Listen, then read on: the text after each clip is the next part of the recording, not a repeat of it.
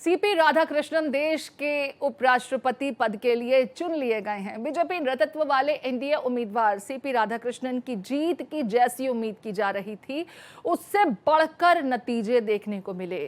CP Radhakrishnan को कुल 452 vote मिले। इंडिया गठबंधन की इस चुनाव में हार हुई। विपक्षी गठबंधन के उम्मीदवार बी सुदर्शन रेड्डी को शिकस्त मिली। उन्हें कुल 300 वोट मिले। वहीं प्रधानमंत्री मोदी और गृह मंत्री अमित शाह ने सीपी राधाकृष्णन से मुलाकात कर उन्हें जीत की बधाई दी। गौरतलब है कि एनडीए की कुल संख्या 427 थी। इसमें वाईएसआरसीपी कांग्रेस के 11 सांसदों के जोड़ के साथ ये 438 हो गई। इसके अलावा कुल 15 वोट अमान्य हुए, जिनमें एनडीए के 10 और विपक्ष के 5 वोट बताए जा रहे हैं। साफ है कि विपक्ष की ओर से एनडीए उम्मीदवार के पक्ष में क्रॉस वोटिंग हुई और इस तरह उपराष्ट्रपति चुनाव में बड़े अंतर से जीत का लक्ष्य हासिल कर लिया गया।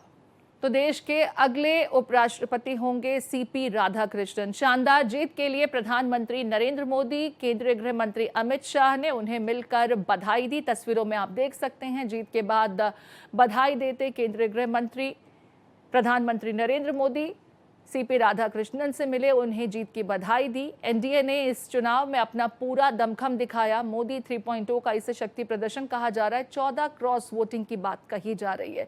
हालांकि पहले से भी विपक्ष का जीतना नामुमकिन सा था, लेकिन एनडीए की कोशिश ये थी कि जीत के मार्जिन को ज्यादा से ज्यादा बढ़ाया जा सके।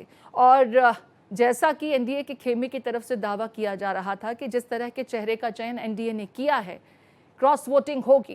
विपक्षी खेमे की तरफ से क्रॉस वोटिंग हुई और सीपी राधाकृष्णन बड़े मार्जिन से जीते और अब देश के अगले उपराष्ट्रपति बनने जा रहे हैं। मेरे साथ प्रशांत त्यागी जुड़ गए हैं। प्रशांत का रुख कर लेते हैं। प्रशांत, अगर सीपी राधाकृष्णन की जीत की बात की जाए तो यूं तो उनका जीतना पहले से भी तय था, लेकिन जो मार्जिन बढ़ा वो वाकई विपक्षी खेमे की मजबूती पर अब सवाल खड़े करता है।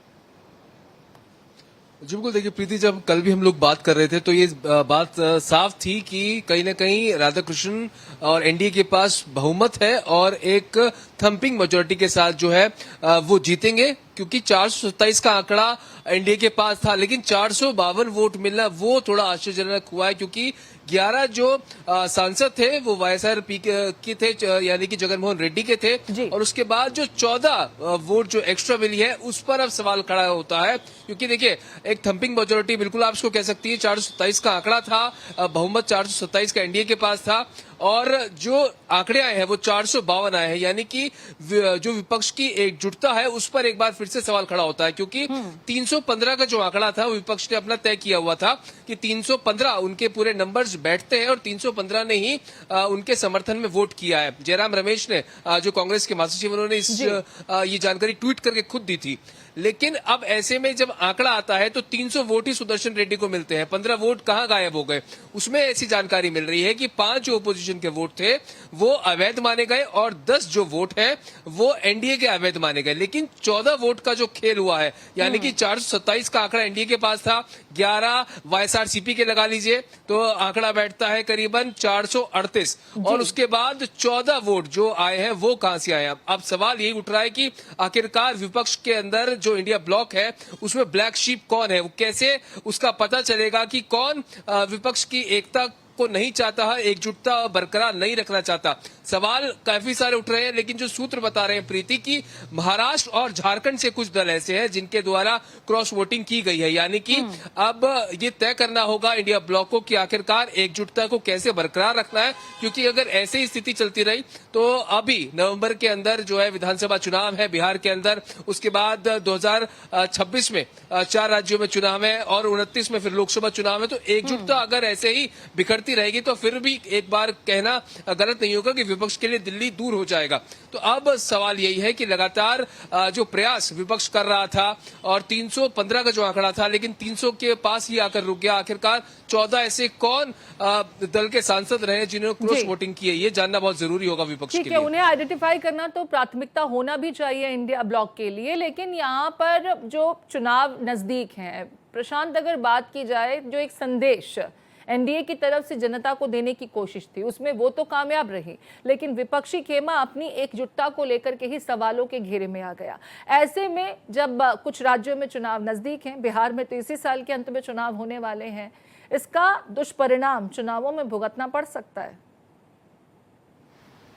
जी बिल्कुल, देखिए कहीं ना कहीं एक ड्रॉबैक जरूर इससे हो सकता है, क्योंकि जो सूत्र हमें बता रहे हैं उसमें ये कहा जा रहा है कि सपा, आरजेडी, डीएमके, टीएमसी इन्होंने पूरा समर्थन जो है सुदर्शन रेड्डी का किया है और एकजुट होकर अपने मत का प्रयोग किया, और जो समर्थन जिस तरह से दिया था, जुटाया था, वो उस पर जस के तस बने रहे। लेकिन कुछ राज्यों के जो राजनीतिक दल हैं जो इंडिया ब्लॉक का हिस्सा है, उन पर सवालिया निशान खड़े होते हैं। अब ऐसे में नवंबर के अंदर बिहार के अंदर विधानसभा चुनाव है और अगले साल भी 3 से 4 राज्यों के अंदर चुनाव है, तो क्या अगर एकजुटता अगर नहीं बनी रहेगी तो फिर से इंडिया ब्लॉक एक बार बैकफुट पे आएगा। तो और बिहार में इसके परिणाम क्या होंगे, क्योंकि लेकिन अभी आश्वस्त है विपक्ष की आरजेडी, सपा, टीएमसी, वामदल जो है वो एकजुटता उन लोगों ने दिखाई है, तो इसका ज्यादा असर जैसा कि नेताओं का मानना है कि बिहार विधानसभा चुनाव पे नहीं दिखेगा। लेकिन एक जो परसेप्शन क्रिएट होता है प्रीति की एकजुटता नहीं दिख रही है, एकजुटता को लेकर के ही तो सवाल खड़े होंगे, और यही वजह थी कि एनडीए चाहता था कि जीत का मार्जिन ज्यादा से ज्यादा हो ताकि जनता तक एक मैसेज कम्युनिकेट करने की कोशिश की जाए। बहुत शुक्रिया विस्तार से प्रशांत तमाम जानकारी